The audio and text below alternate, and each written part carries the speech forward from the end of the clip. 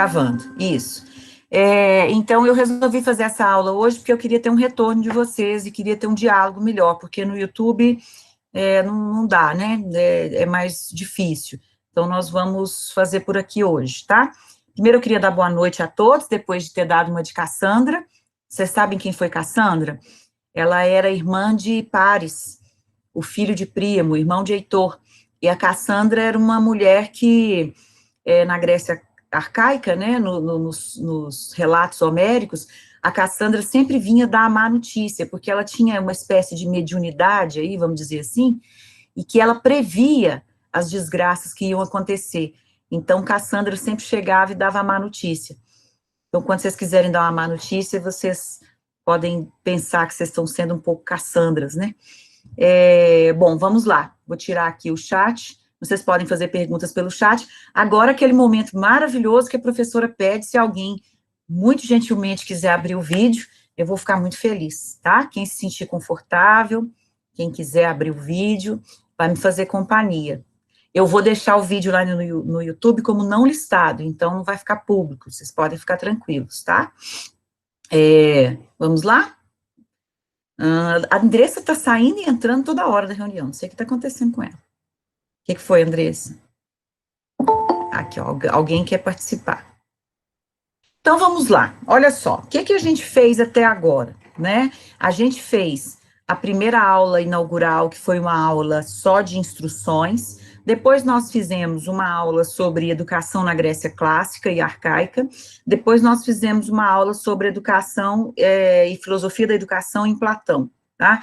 Aquela aula, se eu bem me lembro, ela terminou com a exploração da alegoria da caverna. Eu quero que vocês escrevam no chat agora quem conseguiu ver os 2 vídeos, tá? Não precisa ter vergonha, se não viu ainda, dá tempo de ver. Enquanto isso, eu vou projetar aqui na tela, porque eu preciso fazer isso com vocês manualmente, para ver se vocês se entusiasmam um pouco mais. Vamos lá. Meu canal aqui, eu vou projetar, tá? Só um minuto. Vou apresentar agora, tela inteira, uma janela.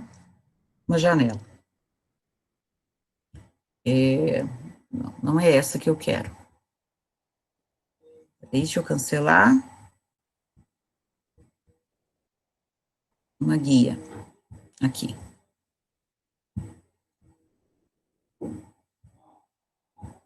Vocês estão vendo? Me falem quando vocês estiverem vendo.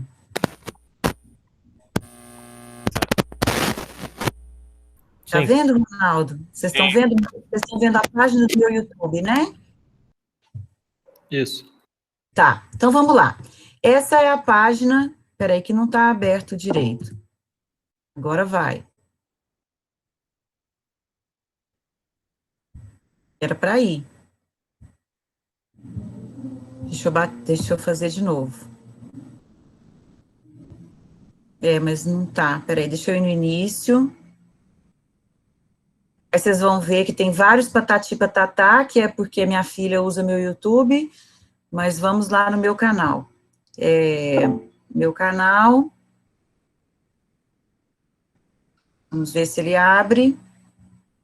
Não quer abrir. Deixa eu digitar aqui, então. Peraí. Que eu tô com o link aberto aqui.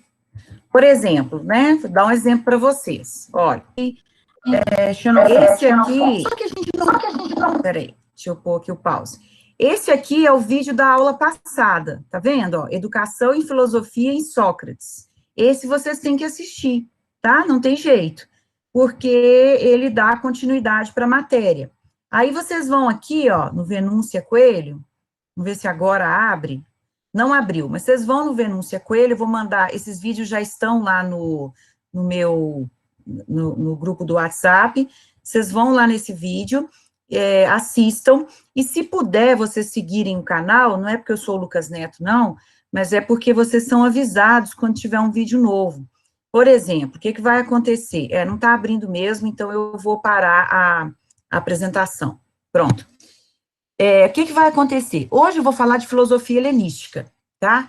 Mas, como aqui a gente vai ser o tempo todo interrompido, no sentido bom, porque nós vamos dialogar, eu vou deixar essa aula gravada, eu quero ter o retorno de vocês, mas eu vou fazer um vídeo aos moldes do YouTube para colocar no meu canal sobre helenística. Então, não fiquem tão preocupados hoje em anotar coisas, não. Fiquem mais relaxados, mais tranquilos, e pensem mais nas ideias que forem vindo à mente e na possibilidade de diálogo aqui entre nós, tá? No primeiro vídeo, a gente viu a filosofia na Grécia Clássica. Deixa eu ver quem escreveu aqui, se viu? Ah, tá. Denúncia. Ah, tá, Andressa. Gente, vocês têm que ver os vídeos, tá? O Cosme Duarte viu. Vocês têm que ver os vídeos. Eu sei que é chato, mas a gente só vai conseguir caminhar se a gente tiver uma rotina, assim. A gente tem que ter. Ana Carolina viu, que bom. Então, eu estou fazendo um curso de psicanálise, por exemplo, todo online, mas é pago, né? Acho que quando a gente está pagando, a gente fica com mais raiva de não ver, né? Aí a gente vê. Mas pensem que vocês estão pagando. Vocês estão pagando, porque se o governo está pagando, vocês estão pagando, né? Enfim, mas o primeiro vídeo foi sobre Grécia clássica e arcaica. O segundo vídeo... Ah, foi mesmo, Alexandre, você até interagiu comigo. O segundo vídeo foi Platão e a filosofia da educação, em que a gente delineou ali uma concepção de educação, né? O que a gente está fazendo nesse curso? A gente está tentando apontar concepções distintas de educação. Qual que é a nossa premissa? Qual que é o nosso ponto de partida? O que nós entendemos hoje por educação não é uma verdade absoluta, obviamente, né? Não foi assim desde sempre. Nós temos pelo menos 2020 mais 600. A gente tem 2.620 anos de concepções educacionais. Eu diria que a gente tem até mais, né? Porque mesmo as sociedades pré-escrita, elas tinham uma concepção de educação. Isso não quer dizer, né, o fato delas não terem registrado o que elas acreditavam, né, a cultura delas, não significa que elas não tenham uma cultura. Então, é muito bom a gente pensar que mesmo antes de Homero, mesmo antes do século 8 a.C., do século 12 a.C., que foi o período em que as epopeias homéricas aconteceram, né, os relatos mitológicos e religiosos aconteceram, a gente já tem inscrições culturais da educação, né, em sentido muito amplo. O que é educação? Né, mesmo que ela não esteja no seio escolar, ou seja, na instituição escolar, que é uma coisa muito recente, ela já acontece desde que o núcleo familiar se formou, né, desde que as comunidades começaram a viver juntas. Então, aí me ajuda quem é da física, que deve saber isso mais do que eu. Homo sapiens, a revolução cognitiva, 50 mil, né? Revolução cognitiva de 50 mil anos para cá. Então, a gente já tem uma história da educação, só que ela não está registrada. Se ela não está registrada, a gente não tem muito como falar dela, a não ser por pistas e indícios. Aliás, recomendo para vocês um filme que eu vi ontem e amei, né, porque aqui na nossa aula também é dicas de Netflix, né, que se chama A Escavação. Eu gostei muito desse filme. É um filme lento. Quem não está muito acostumado com filmes lentos vai achar um pouco tedioso, mas não é tedioso, porque é uma história real que foi filmada, né, então eles buscam lá vestígios de uma civilização anglo-saxã, que seria mais ou menos 6 antes de Cristo, ou seja, mais ou menos na época dos incas, dos astecas, dos egípcios, né, de Tutancâmon. Lá onde é hoje a região da Inglaterra, você tinha uma civilização anglo-saxã, que deu origem aos povos ingleses. Então, eles descobrem um tesouro debaixo de um terreno, né? Você viu, Ana? Eu adorei também. E aí, eles fazem uma reflexão muito interessante sobre o tempo, né? Sobre a história, sobre a cultura, então vale a pena ver. É um filme meio morno, assim, eu ficava torcendo o tempo todo pro protagonista namorar a protagonista, né, que eu achava que era um casal ótimo, mas enfim, não rolou e tal. Mas é um filme legal, isso não é spoiler não, tá? Isso é teaser, que é diferente, é quando se adianta a coisa. Mas enfim, não quer dizer que antes da escrita não houvesse cultura, pelo contrário, mas a gente só pode falar da escrita para cá. E o que a gente tem? A partir do século 6 a.C., ou seja, 599 a.C., a gente tem uma cultura escrita, registrada. Essa cultura registrada, eu falei dela para vocês na primeira aula, na aula 1, como a cultura educacional da paideia, ou seja, da formação do ser humano. Não tínhamos escolas, mas o ser humano era uma espécie de objeto de pensamento, de pesquisa, no seguinte sentido, como devemos educar nossos filhos, né? Como devemos educar os seres humanos e os indivíduos. Então, isso é muito importante, porque a gente tem uma noção de como que começou esse registro de pensamento sobre a educação. E aí a coisa vai muito rápido, né? Porque aí já no século IV a gente tem Platão, Aristóteles, desculpa, no século V Sócrates, no século IV Platão e Aristóteles. Então, se a gente pudesse fazer aqui uma linha do tempo muito rápida, né? A gente pode fazer assim, ó, vou colocar no chat aí, tá? Então, século VI, pensem que isso aqui é tudo antes de Cristo, tá? Não é depois, é antes, por isso que a gente conta de trás para frente, 6, 5, 3, 4, 3, 2, 1, né, e 0, que é o início da era cristã. Então, século VI, né? A gente vai ver Tales, eu vou colocar o nome Tales, mas vocês já podem saber que é o início da filosofia. Depois, século, tem um acento, século V, a gente vai ver a figura de Sócrates, tá?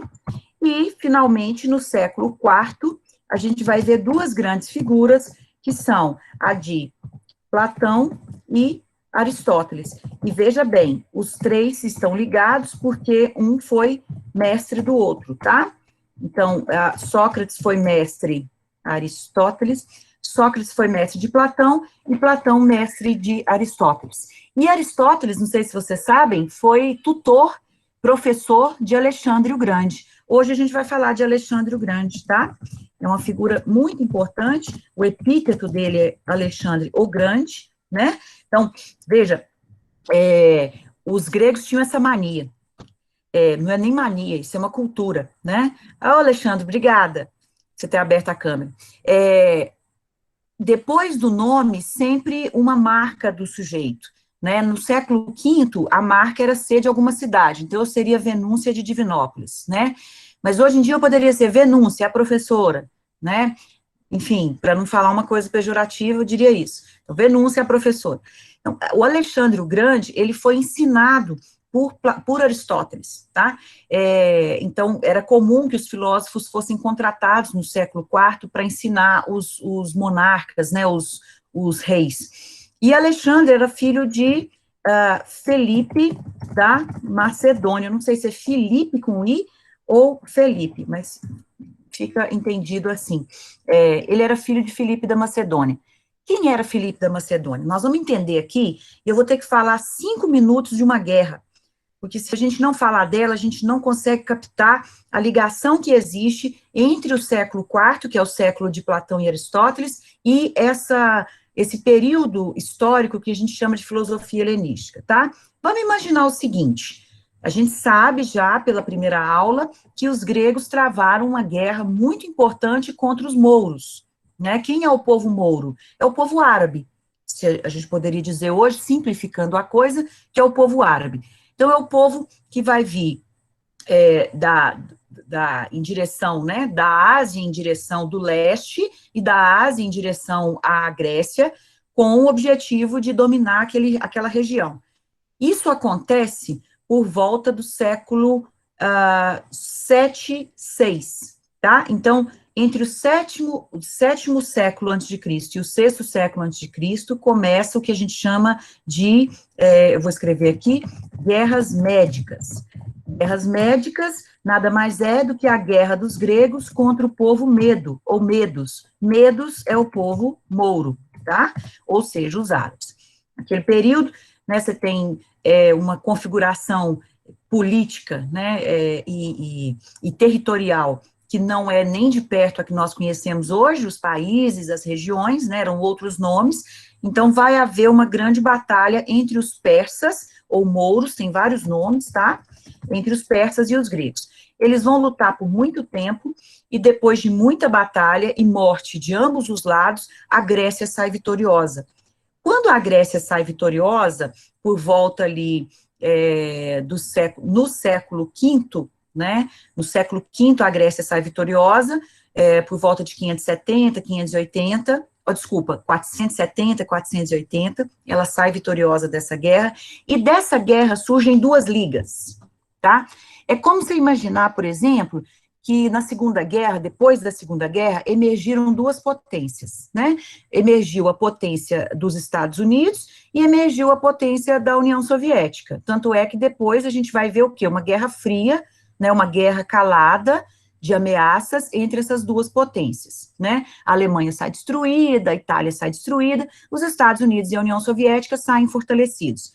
Dessa vitória do território grego sobre os sobre os persas, saem duas ligas. Sai a Liga de Delos, tá, que é formada e liderada por Atenas. Então, a Liga de Delos é liderada por Atenas e alguns outros países, porque a Grécia era feita de cidades-estado e não de cidades. Cada cidade tinha soberania de um país. E a gente tem também a Liga do Peloponeso. Tá? Essa Liga do Peloponeso, ela é comandada pela cidade de Esparta.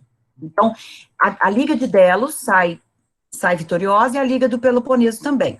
Até então eles são amigos, porque juntos eles lutaram contra o povo persa e ganharam as guerras médicas, né? Então eles anexam muitos territórios persas, eles conseguem muitas mulheres de espólio, eles conseguem muitas riquezas, não só riquezas, mas também técnicas de guerra, técnicas de mineração, técnicas de metalurgia, enfim, né? Assimilam muito da culinária, não é à toa que, se vocês perceberem, assim, eu nunca fui à Grécia, infelizmente, mas se vocês perceberem, assim, nas receitas, a culinária grega do Mediterrâneo, ela é muito similar à culinária árabe, né? Eles usam coisas muito similares, os grãos, né? Os antepastos, o tipo de pão, o trigo. Então, eles têm como é que se diz? Uma junção ali, cultural, né? E aí, dessa guerra da médica, saem essas duas ligas.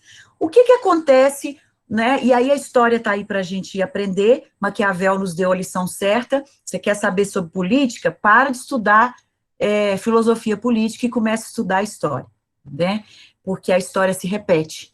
O que acontece com Atenas e Esparta quando saem vitoriosas dessa guerra contra os persas? Elas começam a se estranhar, né? Porque uma começa a não cumprir o acordo de não ofensiva, uma começa a se achar melhor do que a outra. Atenas tem os melhores estrategos, né, que são os generais, mas Esparta tem os melhores combatentes, isso já é clássico. Então, as duas começam a se estranhar, até que Platão nasce em 400, como é que é? Sócrates morre em 399, 431, 470. Em 460 antes de Cristo, a gente escreve assim, tá? O A pequenininho e o C grande porque é de Cristo.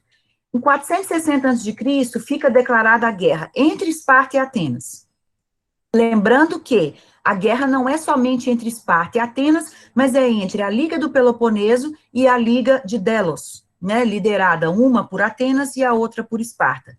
Uma cidade, por exemplo, que fica ao lado de Esparta, né, do lado de Esparta, é Corinto. E Corinto tinha uma posição estratégica muito importante porque ela domina aquele largo de Corinto. Quer ver? Deixa eu até ver se eu acho aqui na internet para vocês enquanto eu vou falando, que é muito legal. Peraí, que tem alguém chegando. Elisângela chegou. Então, eles dominam essa região, né, de Corinto. Deixa eu ver se eu acho aqui para vocês. Isso aqui, ó, canal de Corinto. Peraí. Eu vou tentar projetar, tá? Porque é uma coisa que a gente consegue um ganho quando a gente vê a imagem, né? Vocês estão vendo? Alguém dá ok para mim? Alguém dá ok para mim, se vocês estão vendo? Ah, ok, Aline, obrigada. Então, esse é o canal de Corinto, né? Então, Corinto é uma cidade estratégica. Eu vou colocar aqui para vocês, ó, vê, Guerra do Peloponeso. Aí tem tudo, mapa mental, veja só, gente. Guerra do Peloponeso. Vamos lá, mapa da Guerra do Peloponeso. Deixa eu ver se eu consigo abrir isso aqui. Ah, não era para ir para a página, para.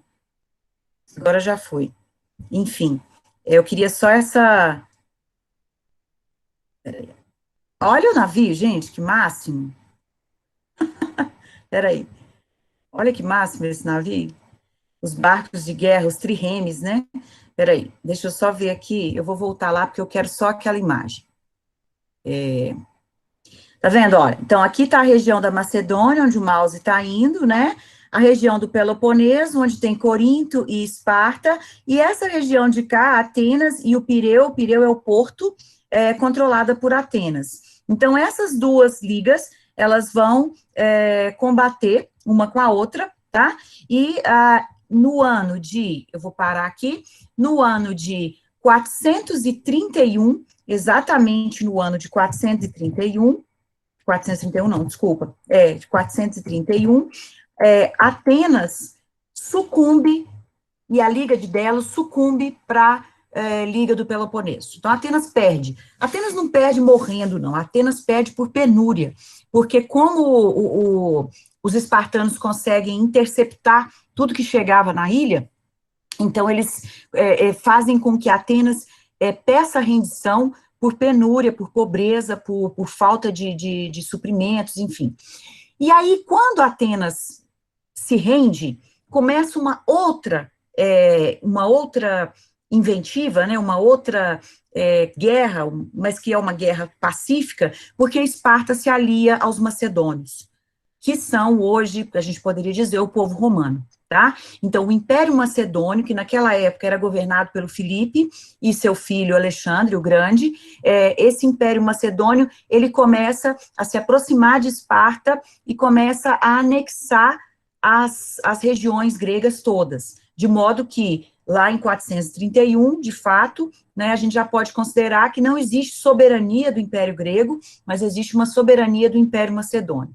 Alexandre o Grande, que morre com 33 anos, 31 ou 33, não me lembro, morre jovem, em batalha, ele consegue anexar esses territórios. Então, veja só, por que eu estou falando dessas guerras todas? Eu falei 5 minutos, mas eu me estendi.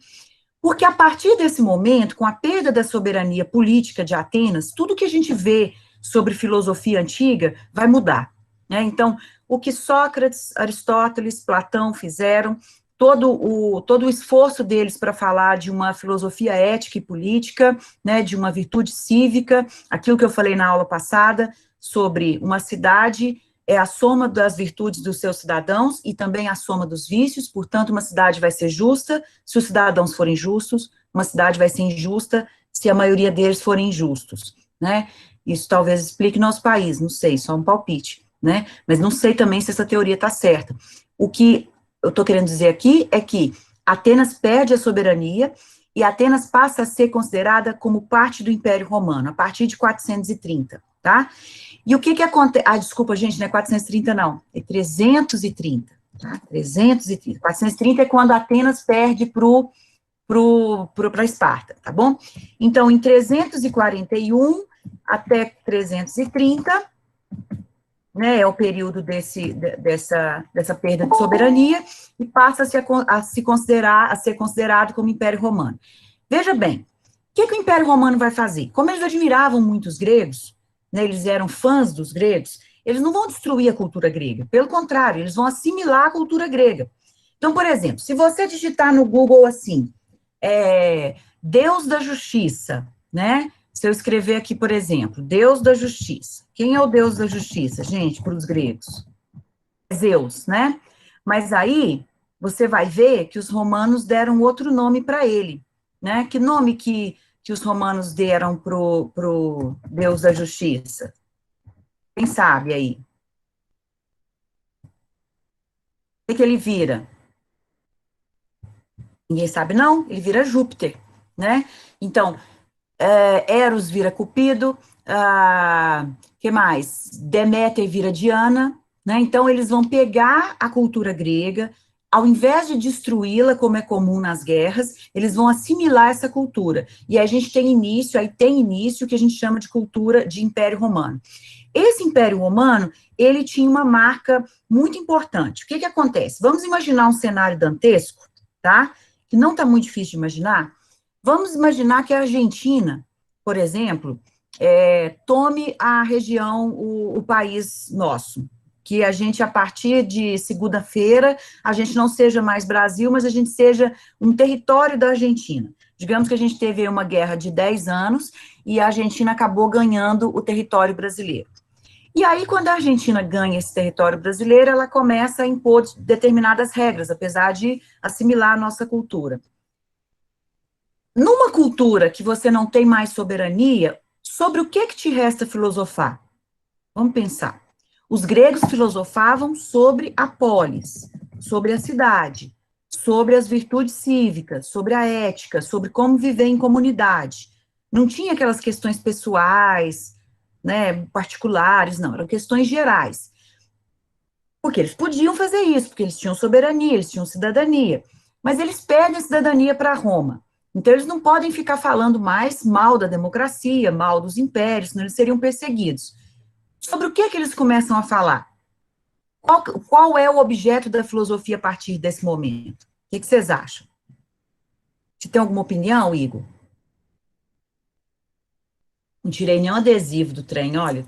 Isso mostra que eu não lavo esse copo, né? Eles começam, exato, ética. Eles começam a falar sobre ética e sobre aquilo que pertence ao íntimo deles. Ou seja, a gente poderia dizer que no século IV a.C.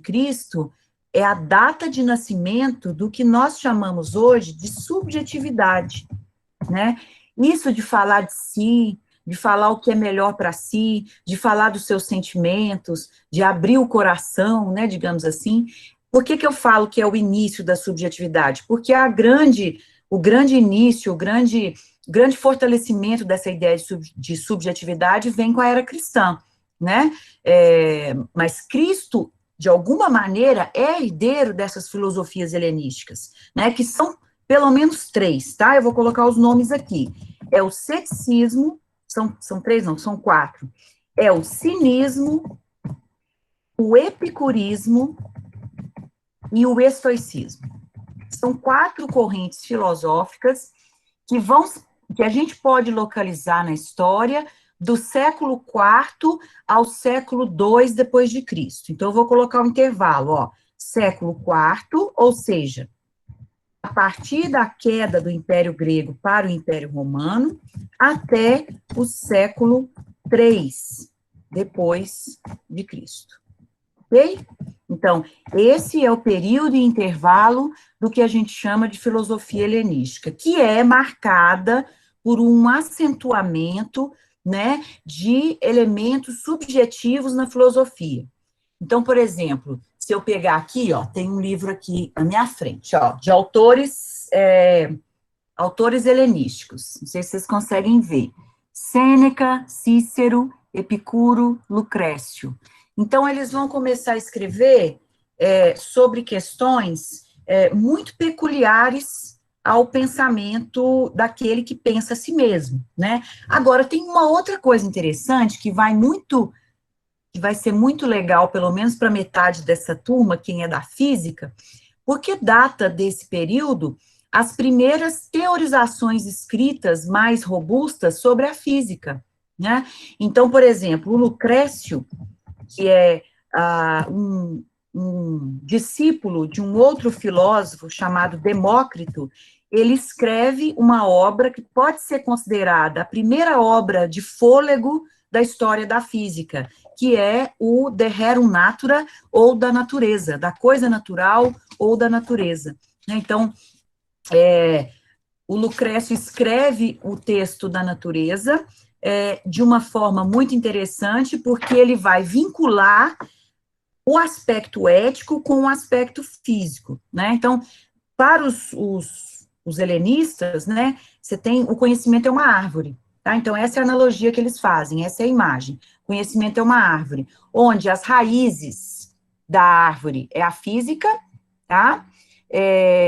O tronco da árvore, né,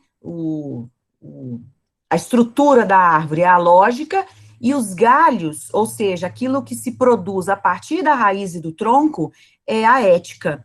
Então, os epicuristas, por exemplo, vão acreditar que o fato de que a vida é de tal maneira e não de outra, se deve, no domínio ético, se deve a uma questão da física. São os primeiros filósofos que vão... Claro que teve gente que falou de física antes, nós podemos considerar Tales de Mileto um autor da física, mas chegou muito pouca coisa dele para nós. Né? Quando Tales fala que tudo é água, Panta Rudor, isso não diz muita coisa para nós. Né? O que quer dizer tudo é água? Primeiro que não é verdade. Não é verdade que tudo é água. Né? O que o Demócrito vai dizer? Tudo é átomo. Esse ainda está um pouco mais próximo, né, da realidade. Mas dizer que tudo é água, que tudo é fogo, que tudo é ser, que tudo é devir, isso não diz muito da realidade observacional. Agora, o Demócrito, Pitágoras também, Daniel. Pitágoras, ele foi um físico matemático, né? O Tales previu um eclipse, mas o Pitágoras, o Tales, estão todos lá no século VII, VI a.C. O Demócrito está lá no século VI, mas o Lucrécio não. O Lucrécio, ele está... Peraí, deixa eu só ver aqui, para eu não falar bobagem para vocês, mas o Lucrécio, se eu não me engano, deixa eu olhar no Google que é mais rápido. A gente, daqui um dia, não vai ter livro mais, né? Mas eu resisto a isso. O Lucrécio, olha, morte, vida, 94 AC. Então, ele é do século I a.C. O que ele faz? Ele vai assimilar a filosofia de Demócrito, que é chamada de atomismo, e vai criar uma filosofia nova em que ele acredita que o conhecimento se estrutura tal qual uma árvore, com suas raízes, tronco e árvore, né? Então, física, lógica e ética.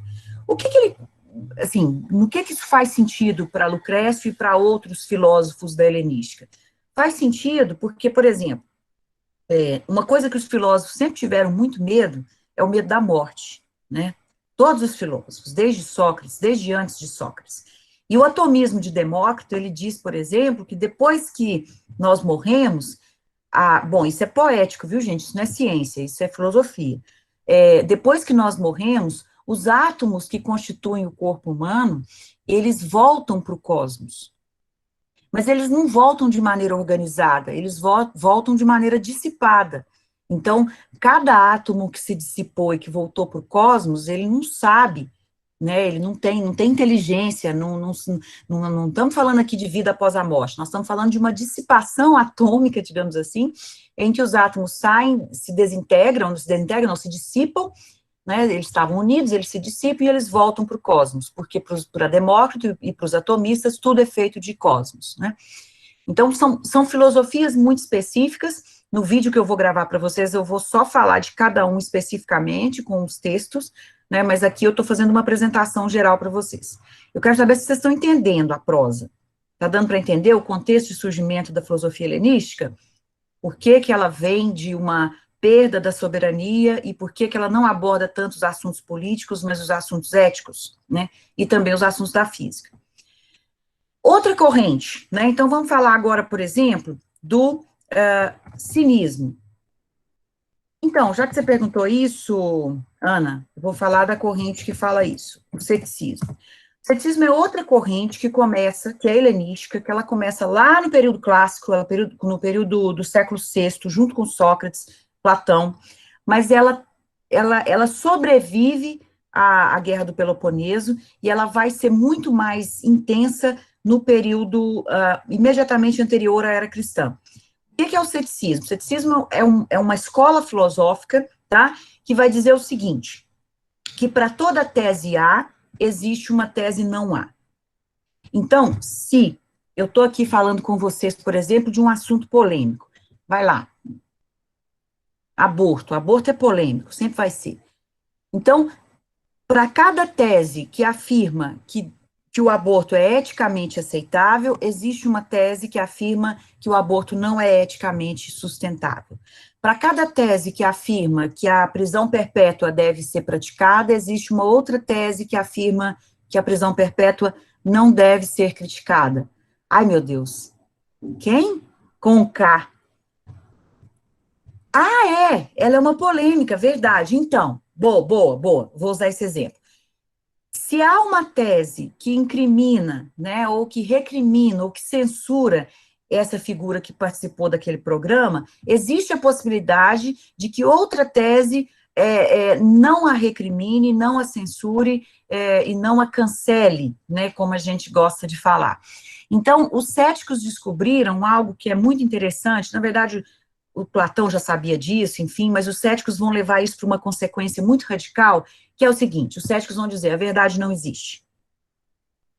E ela não existe, não é porque ela nunca existirá, ela não existe porque até então a gente não conseguiu chegar na verdade, que seria uma tese que não poderia ser refutada. A verdade existe na matemática, talvez, mas ela não existe nas humanidades, ela não existe né, ela existe nas ciências hard, né? É quando você pega, por exemplo, ciências que são aplicadas, enfim, não é tão exato quanto, né, a matemática. E mesmo na matemática há discordâncias, né, entre paradigmas diferentes. Mas nas humanidades, ou seja, em tudo quanto é o resto do conhecimento humano, como é possível colocar uma tese diante da outra e refutar, então a gente pode dizer que não há verdade, né? Isso é uma tese muito forte. E vocês vão ver daqui a 3, 4 aulas que isso vai ser a base filosófica da Reforma Protestante. Quando os filósofos, né, que eram padres, dentro dos mosteiros, quando os filósofos, lá no século XIV, 13 e 14, começam a ler os céticos gregos, porque até então havia uma proibição dessa leitura, mas quando eles começam a ler os céticos gregos, começam a traduzir e começam a assimilar esse conhecimento, um desses padres, né, que foi o Calvino, vai ter a brilhante ideia de dizer, olha, vocês interpretam a Bíblia dessa forma, eu interpreto de outra.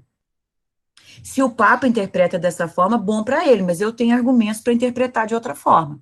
Então, vocês vejam como que as consequências de uma escola filosófica que não parece tão significativa, como que ela atravessa vários séculos e vai ser fundamento filosófico para um movimento que é a Reforma Protestante, que nada, a gente pode, sem exagero, a gente pode dizer que a Reforma Protestante está ligada à Revolução Industrial.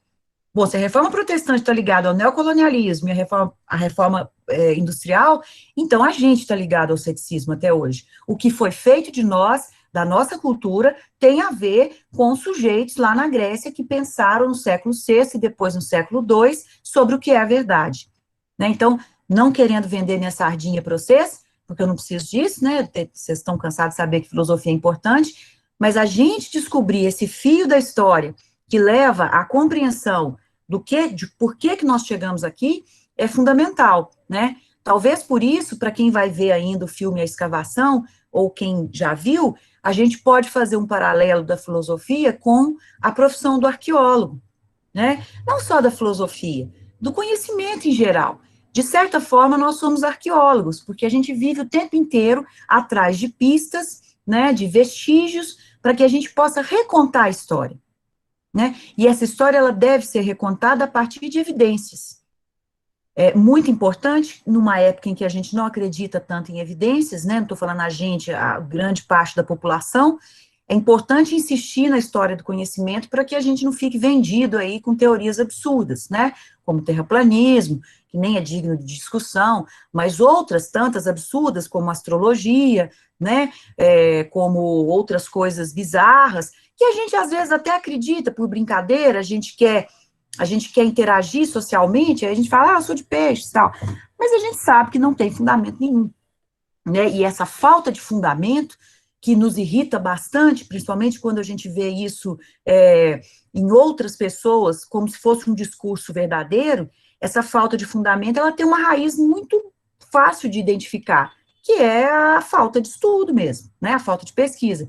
Então, quando a gente fala de ceticismo, a gente tem que remeter essa ideia de que foram os filósofos que, de fato, questionaram a ideia de uma verdade absoluta, tá?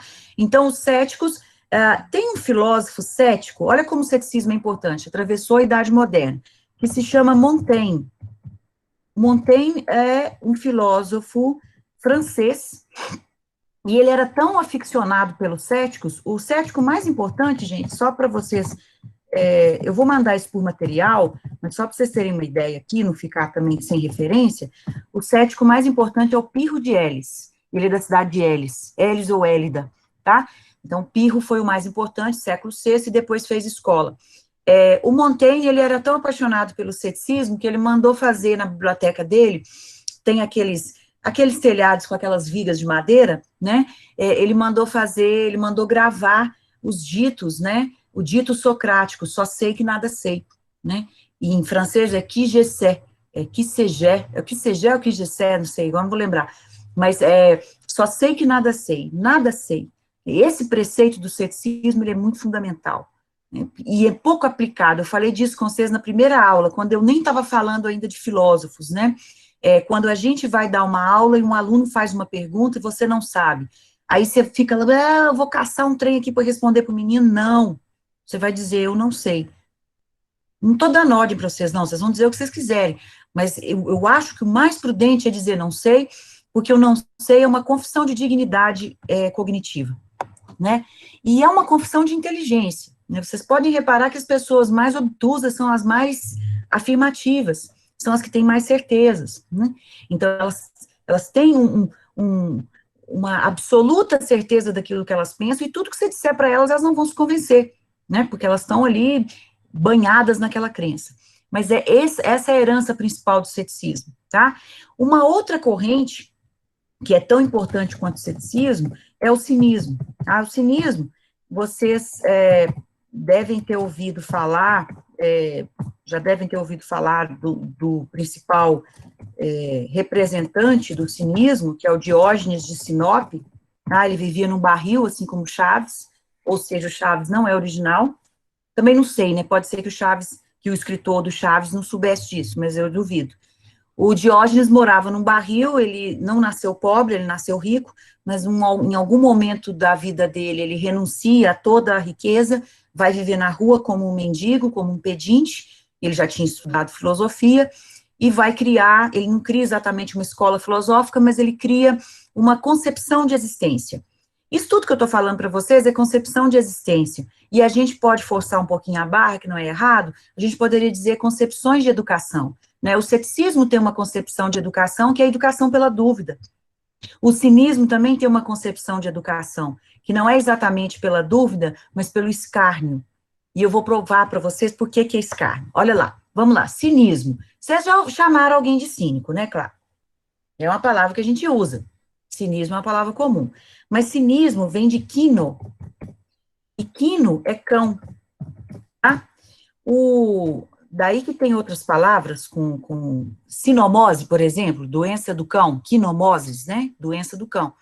Então, o cinismo, ele parte da ideia de que o homem deve viver como o cão, ou tal qual o cão. O que o cão precisa? O cão precisa de água, comida e de um teto para se proteger da chuva, né? Isso o faz feliz. Então, o cinismo parte da ideia de que todos os bens materiais, eles são mais causa de tristeza, de angústia, do que causa de felicidade, né? A vida natural é a vida, né, da virtude, tal qual nós possamos ser virtuosos, mas não é uma vida dos bens materiais, tá? Então, essa era uma ética de abrir mão, né, dos bens materiais e buscar apenas o conhecimento. Então, o Diógenes, ele tem várias anedotas, né, que são engraçadas, né, então, ele, por exemplo, ele era muito crítico com os ricos, né, tem uma história dele, uma vez, que ele foi na casa de um cara muito rico, na verdade, Charles morava na casa número 8.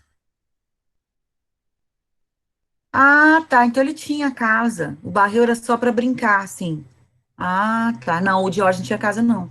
O Diógenes, ele realmente morava no barril. É verdade, Ana, é verdade o encontro dos dois, é verdade. Bom, é verdade, aqui eu falando, é verdade, não sei se é verdade, mas eu acho que é verdade, tem tudo para ser verdade. Primeiro que eles viviam na mesma época, e segundo que a anedota, ela cai muito bem. A história é a seguinte, gente, o Alexandre, ele era um apaixonado pela cultura grega, né? Então, assim, mesmo dominando o território de Atenas e da Grécia, ele não fazia pouco caso dos gregos, pelo contrário, e ele admirava muito os filósofos.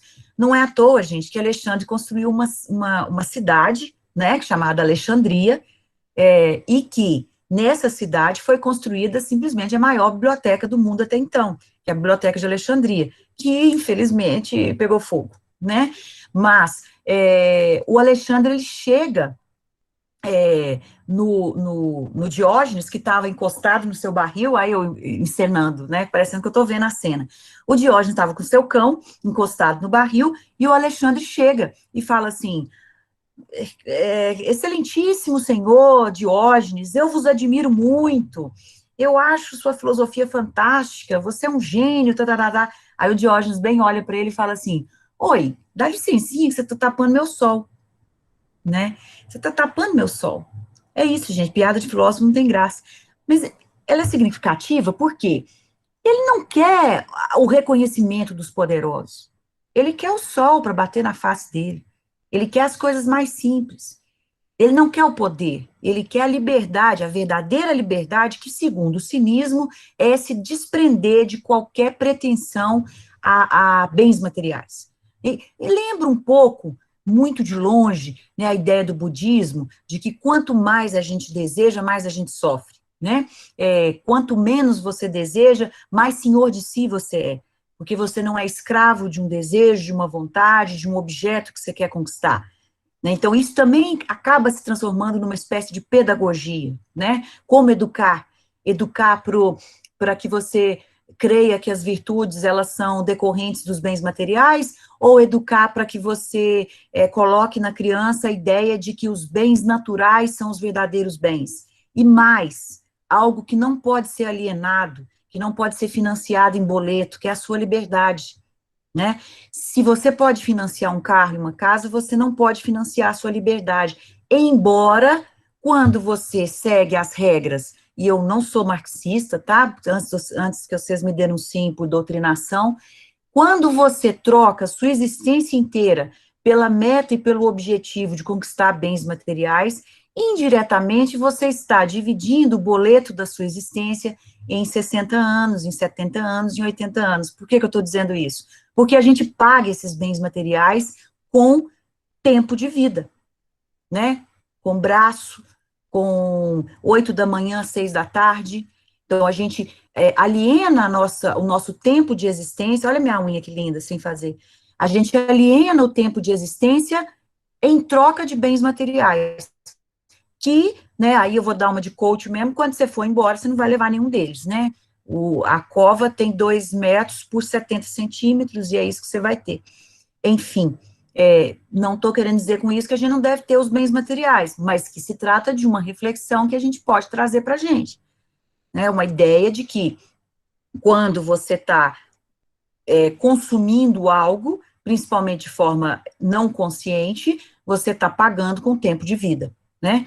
Então, tem até uns exercícios, a maior riqueza do empreendedor é o tempo. E é o que ele mais perde, né? Porque empreendedor não tem tempo para nada. Entende? Agora, tem gente que empreende da seguinte maneira: eu vou trabalhar igual burro, igual mula, até os 40 anos, depois eu vou viver. Tem gente que pensa assim, né? Então, numa ideia de que eu vou comprar o tempo da minha vida para eu poder viver. Eu trabalho para comprar meu tempo, né? Já tem gente que trabalha para comprar coisas, né? E essas coisas vão se acumulando, e a gente sabe, aqui já extrapolando um pouco do escopo da aula, até porque eu vou falar do epicurismo e do estoicismo na outra, tá? Que não vai dar tempo. Extrapolando um pouco do objetivo da aula, mas para a gente poder refletir, a gente está numa sociedade, num modo de produção que nos faz querer mais e mais e mais objetos, objetos, objetos, né? A ponto da gente não conseguir, às vezes, discernir, dissociar o que de fato é necessário daquilo que não é. E nós somos aí, né, as vítimas, entre aspas, ideais de um sistema que nos vende coisas o tempo todo. Mas para você comprar, você tem que ter dinheiro, a não ser que você tenha nascido rico. Né? E para você ter dinheiro, você tem que trabalhar. Ao trabalhar, você vende o seu tempo de vida. E o seu tempo de vida não é algo resgatável, né? Seu tempo, eu fico pensando, parece piegas falar isso, mas o seu tempo com os filhos, né? O seu tempo com os amigos, o tempo que você está no boteco tomando uma cerveja e falando de filosofia, ou de geografia, ou de física, né? O tempo que você está contemplando as estrelas, né? O tempo que você está, enfim, quantas coisas boas que você pode fazer, mas que você tem que de segunda a sexta parar para poder pagar as contas das coisas que você comprou. Né? Tem uma frase do Clube da Luta, que é outro filme, né? Trabalhar para viver ou viver para trabalhar. Não tem jeito. o Clube da Luta tem uma frase que é ótima, né, o Brad Pitt, que é o ator principal, ele fala assim, o sistema te faz trabalhar para comprar coisas inúteis que você não precisa, né? E eu tô falando isso, gente, mas eu sou super consumista, então, assim, ninguém tá a salvo disso, não. A gente realmente está doutrinado dentro desse trem aí, e o que o cinismo vem nos colocar como questão é a possibilidade de problematizar isso, né, do que você precisa para viver, né, então, eu sou um pouquinho, sabe por que eu não sou marxista?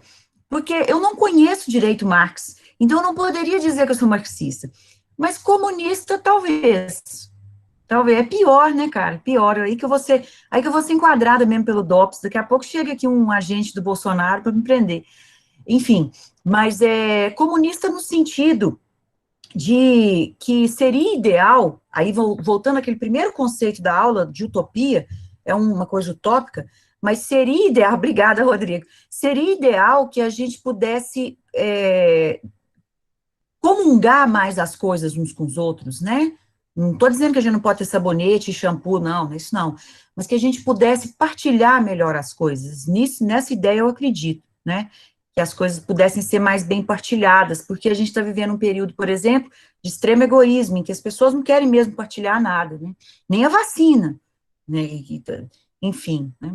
Então é isso. Mas eu queria escutar um pouco vocês, queria que vocês fizessem alguma pergunta, algum comentário, se vocês discordam de alguma coisa, se vocês acham que é válido ler essas filosofias, né, antigas, se elas têm algo a nos dizer. Enquanto vocês tomam coragem, eu vou pegar, deixa eu ver se eu acho um texto aqui do Sêneca para ler para vocês. Você vê?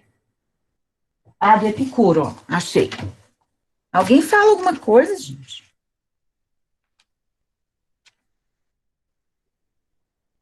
Desânimo? Peraí, vou pegar da ética.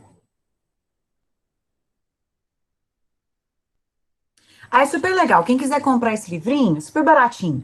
São Pensamentos do Epicuro. Aí tem várias frases. Ele escrevia assim, ó, por aforismos. São frases bem curtas, né? Aí tem, olha só que legal. Esse aqui é do epicurismo, que é a que eu vou explicar na próxima aula, mas que também o epicurismo se aproxima um pouco do cinismo, porque é essa ideia mesma de. Eu já estou acabando, tá, gente? Não, ô, Rodrigo, você, por favor. Daqui a pouco todo mundo vai falar que eu sou comunista. Denúncia, comunista. Né? A bruxa feminista comunista do sovaco cabeludo. Gente, eu não vou sobreviver, vocês vão me ver na cadeia, né? Então vamos parar com isso. Bom, olha só como é que é legal. Ele diz assim: cada um sai da vida do mesmo modo como se tivesse acabado de nascer, né? É aquela ideia de que a gente não leva nada, né? Aí tem mais alguns. Espera aí, deixa eu só ler mais um para vocês e eu libero vocês. Espera aí.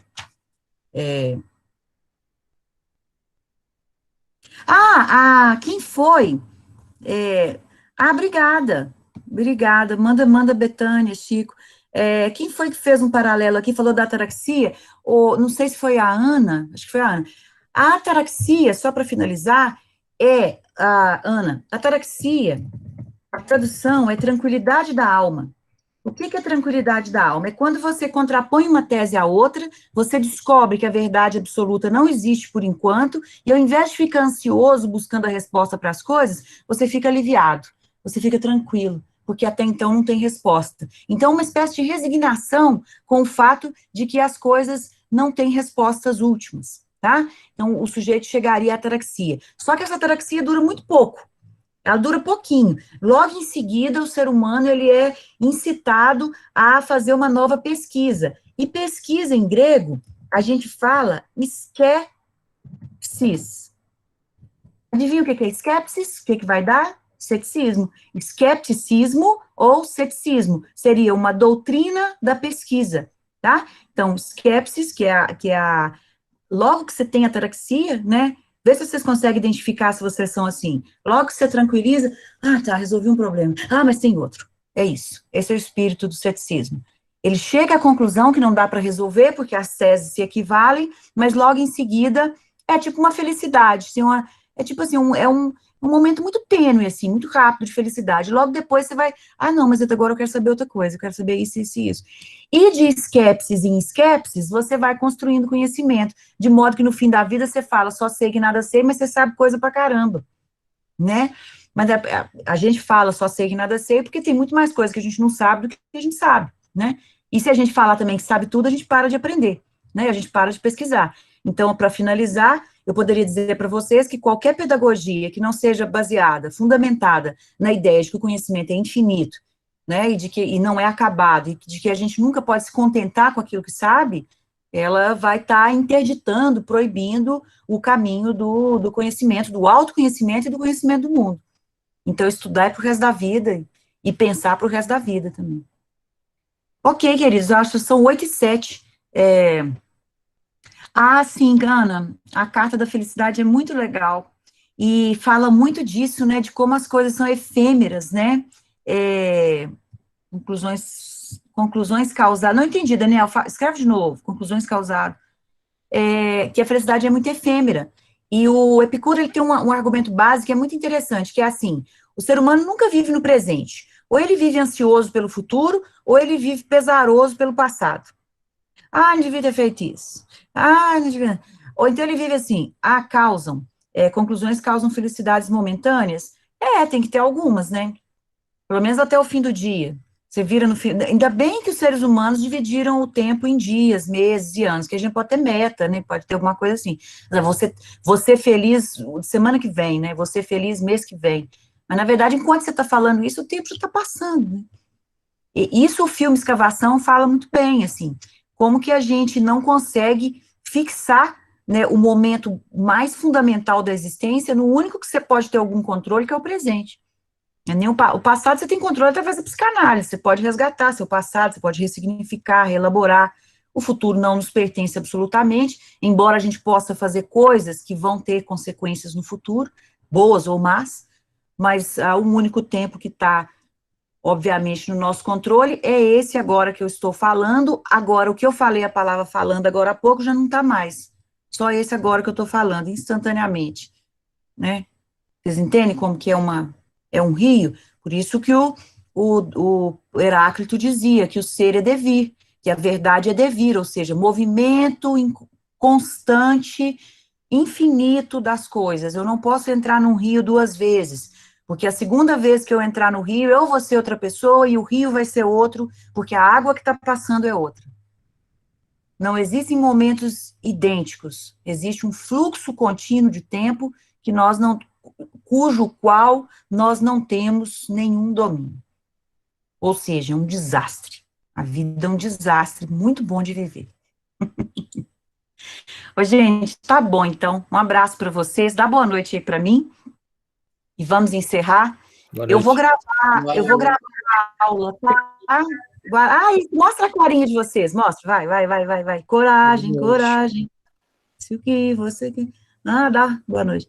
Com certeza, Luciane, vou fazer. Obrigada pela dica aí. Boa Tchauzinho, noite. gente. Até mais. Boa noite, professor. Boa noite, Daniel. Me cobrem uma apostila do curso para eu colocar para vocês até domingo. Me cobrem lá pelo grupo, tá? Para não ficar muito vago. Tá bom? Beijo. Boa noite, Boa noite, até a próxima. Obrigada.